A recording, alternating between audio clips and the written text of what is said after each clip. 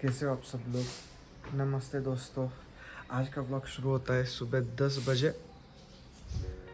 I am here to tell you that मैं सुबह 6 बजे से उठ के सिर्फ सोच ही रहा हूँ कि आने वाले प्रोजेक्ट्स में क्या करूँ और प्रोजेक्ट्स का क्या करूँ। आई विल से प्रोजेक्ट्स में क्या करूँ वो तो अलग बात है, प्रोजेक्ट्स करूँ या ना करूँ वो वाला फंडा चालू है। तो अभी जा रहा हूँ उसी सिलसिले में एक मीटिंग में। तो ये मीटिंग ख़त्म होने के बाद आज इवनिंग में 99.99% मतलब आप कह सकते हो कि 100% ये फिक्स हो जाएगा कि मैं क्या करने वाला हूँ और आपको कब क्या देखने को मिलने वाला है। So please stay tune for that. Literally मेरी अब ये सेकंड फ्रेम है। सुबह से मैं सिर्फ और सिर्फ यही सोच में डूबा हूँ कि क्या करना है। मेरी मीटिंग्स हो रही है, अभी भी मीटिंग के लिए जा रहा हूँ और मीटिंग से आने के बाद मैं सिर्फ सोच ही रहा था कि ये करूँ ना करूँ। 10 जन हैं अलग अलग बातें करने वाले, मेरा मन कुछ अलग कह रहा है। एक बार ऐसा होता है कि ये कर लूँ फिर वहाँ पे जाके रुक के फिर रिटर्न आ रहा हूँ। It's being very difficult. और ये तो फर्स्ट प्रोजेक्ट है। ये देखो हमारे सर जा रहे थे, ये हमारे शेयर मार्केट वाले सर है जो हमें शेयर मार्केट के बारे में सिखाते हैं। तो यही है कि अभी क्या करूँ। 2:30 बजे मुझे फिर से बुलाया है उन्होंने कि एक मीटिंग करके देखते क्या होता है आगे। वो हंसा वाला कैरेक्टर याद आता है। भाई सब थक गई मैं तो मैं तो थक गई भाई साहब। Very much confuse. एक्चुअली मैं आपको बता ही देता हूँ कि क्या प्रॉब्लम चल रहा है। हम जो प्रोजेक्ट रिलीज़ करने वाले हैं आई विल से शूट करने वाले हैं, तो वो शूट कौन करेगा और कैसे करेगा, यहाँ पे दुविधा आ रही है। या तो फिर मैं करूँ या किसी और से करवाऊँ। किसी और से किया तो बजट के बाहर, मतलब तोड़ फोड़ के बाहर जा रहा है। मैं करूँ तो वो कॉन्फिडेंस नहीं आ रहा कि मैं शूट करने के बाद वो आएगा उतना बेहतर। नॉलेज तो है लेकिन कभी किया नहीं है और यही है फ़र्क कि डर लगता है कि इतना बड़ा प्रोजेक्ट ख़राब ना हो जाए। तो अभी ये लास्ट मीटिंग करने के लिए जा रहा हूँ, इसके बाद मैं ही सोचने वाला हूँ और मेरा ही डिसीजन फाइनल करूँगा ये मीटिंग होने के बाद कि क्या आता है मेरे मन में। इतना मुश्किल नहीं था ऐसा सोचा था, लेकिन ये मुश्किल से भी ऊपर वाला डबल मुश्किल हो रहा है ये। और उसके चक्कर में ना मैं व्लॉग नहीं कर पा रहा हूँ। कुछ समझ में नहीं आ रहा बात क्या करूँ, आपसे क्या दिखाऊँ। ये दिखा सकता हूँ कि आज कितने दिनों के बाद धूप दिख रही है थोड़ी सी और बारिश कम है। यही मौसम का फ़ायदा उठा के मैं बाहर के काम मीटिंग्स करने जा रहा हूँ, वरना ये भी तो मुश्किल ही हो जाता। लेकिन करना पड़ेगा गाइस। ये पे पूरी मेरी छुट्टी समर वेकेशन इसी में चली गई। मुझे और कुछ लिखना था और कुछ स्टार्ट करना था, कुछ नहीं कर पाया। ऐसे ही दिन आए दिन चले गए और मैं सिर्फ और सिर्फ सोचता रह गया। यही फ़र्क रहता है जो सक्सेसफुल होते हैं और मेरे जैसे अनसक्सेसफुल रहते हैं, क्योंकि कुछ लोग सोचते हैं और एक्शंस लेते हैं और मैं सिर्फ सोचते रहा हूँ। मोस्टली मैं एक्शंस ले लेता हूँ। इतना बड़ा रिस्क ले लूँ नहीं ले लूँ, मेरे जॉनर का है नहीं है। सर ने भी मुझे कहा है कि तू कर बेटा, कुछ नहीं होगा। वो हिम्मत 2 मिनट के लिए आती है और फिर चली जा रही है। आ रही है नहीं, जैसे कि सर से बात हुई कल, I was like charge up, चलो आप भी क्या भी शूट करते इवनिंग तक 2 मीटिंग और हो गई फुस। आपका व्लॉग करने से पहले मेरे एक फ़ोन आया। फ़ोन आने से पहले मैं आई वॉज सपोज टू कि शूटिंग कल करनी है ऐसा क्लिक करना था सिर्फ मुझे बटन एक, वहाँ से बैक किया, प्रोसीड करना था। आई बैक किया मैंने। छोड़ो क्या कर रहा है भाई, तू मत कर। पता नहीं क्यों हो रहा है मेरे साथ और कब तक रहेगा। फ़िलहाल तो मैं भागता हूँ और वो मीटिंग करता हूँ। होपफुली बारिश ना आए तब तक और आते समय कुछ डिसीजन करके ही आऊँ, क्योंकि व्लॉग भी एडिट नहीं किया। कुछ काम नहीं कर रहा मैं सुबह से, कुछ काम नहीं कर रहा। यही टाइम पास हो रहा है सिर्फ मेरा, और मेरे जवाब के लिए सारी टीम इंतज़ार कर रही है मेरी कि कुछ तो मैं बताऊं। क्या कहूँ गाइज आपसे, क्या कहूँ।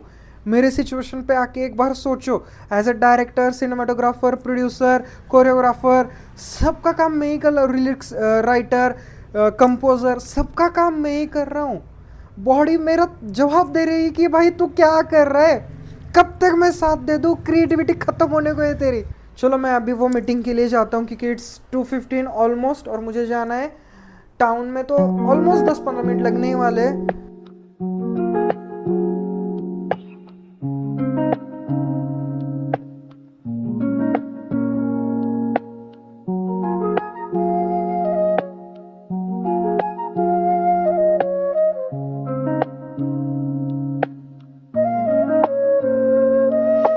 तो फाइनली आपसे बात करने का चांस मिला है, मुझे टाइम मिला है, और वो टाइम अभी मतलब ये 9:20 है, तो 19-20 चलता ही रहता है। तो फाइनली मैं आपसे अभी बात कर पा रहा हूँ। उसकी वजह ये है कि दिन भर सारे मीटिंग्स में बिजी था, कल से मैं मीटिंग्स ही कर रहा हूँ, और ये सब के सब प्रोजेक्ट्स के सिलसिले में है कि प्रोजेक्ट कैसे शूट किया जाए, कहाँ शूट किया जाए, कब किया जाए, उसका बजट क्या होना चाहिए, कौन करेगा, ये सारे सवाल, उसके जवाब ढूंढ रहा हूँ मैं। हर एक बंदे से बात कर रहा हूँ, भाई साहब आप क्या करोगे, कैसे करोगे।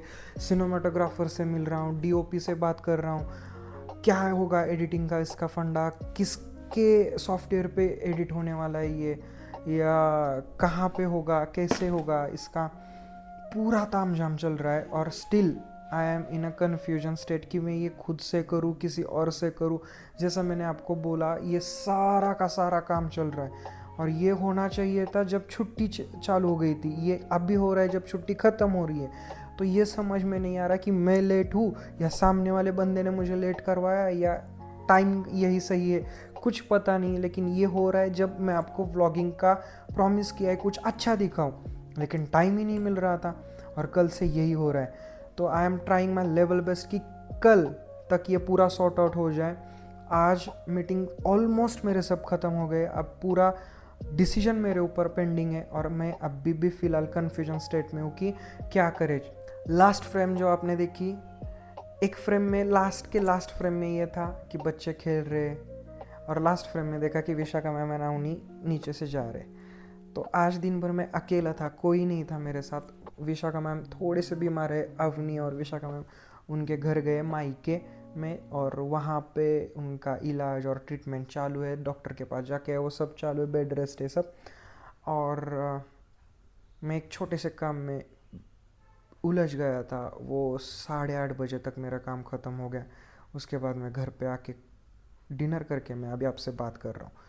तो रही बात लास्ट फ्रेम की, तो ये इसलिए दिखाया मैंने कि मैं तो टेंशन में था कि क्या करूँ, लेकिन मुझे बच्चों के खेलने की आवाज़ आई, तो आई वॉज लाइक ये तो बहुत मिस कर रहा हूँ मैं लास्ट ऐसा कभी एंजॉय नहीं किया, और that is very rude with my life. तो मैं यही बताना चाहूँगा कि दोस्तों, आप भी थोड़ा सा अगर मेरे एज के हो, आप 25 अबाव हो, तो बच्चा आप में ज़िंदा होना चाहिए, वो बचपन ज़िंदा होना चाहिए। नहीं तो लाइफ में आप फंस जाओगे, अटक जाओगे, और कुछ नहीं होगा। मैं ये नहीं कह रहा हूँ कि पैसा मत कमाओ, करियर के ऊपर फोकस मत करो, लेकिन अपने अंदर का बच्चा ज़िंदा होना चाहिए। मैं एंजॉय कर रहा था मेरे बैचेस, तब तक तो मुझे बहुत अच्छा लग रहा था, लेकिन एक समय आ गया 3-4 महीने पहले कि मैं बैचेस में भी बोर होने लगा, और बैचेस में प्रॉपर एंजॉय नहीं कर रहा था या नहीं ले रहा था। मैं हॉबी बैच के बारे में बात कर रहा हूँ। हमारे यहाँ पे हॉबी बैच जो रहती है वो मैं ही लेता था, लेकिन अभी फ़िलहाल ट्रेनर्स लेते हैं, मोस्टली स्निग्धा लेती है, या स्निग्धा नहीं तो फिर अमित और अवनी, विशाखा मैम, लेकिन मैं नहीं ले रहा हूँ। अगर बैचेस रीओपन होते हैं सब कुछ जैसे प्लान है, तो इस बार आई विल बी देयर, क्योंकि बच्चों को देखने के बाद पता चला यार मेरा अंदर का बच्चा कब बड़ा होने लगा है, क्यों होने लगा है। मुझे बचपन जीना है, और भगवान ने इतनी बड़ी अपॉर्चुनिटी मुझे दी है, मुझे सिलेक्ट किया है। I am fortune to teach the kids dance which they love. So मैं बच्चा बन जाता हूँ बच्चों के संग, और यही तो मेरा प्लस पॉइंट था, इसलिए तो मैंने क्लास स्टार्ट की है। लेकिन ये सब मैं भूल गया इस रैट रेस में।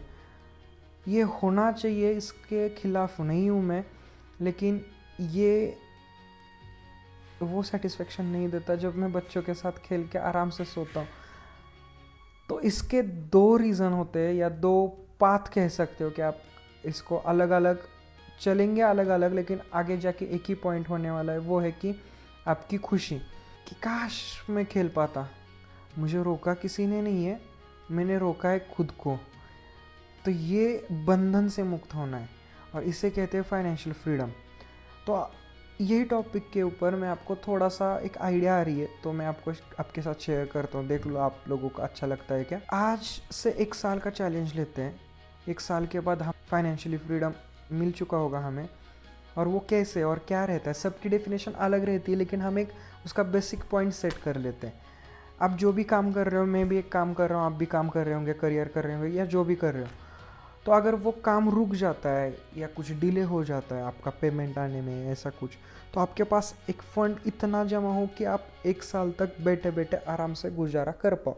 और वो कैसे होगा, उसके लिए बहुत सारे रास्ते हैं, अलग अलग तरीके हैं, आपको अपनाने पड़ेंगे।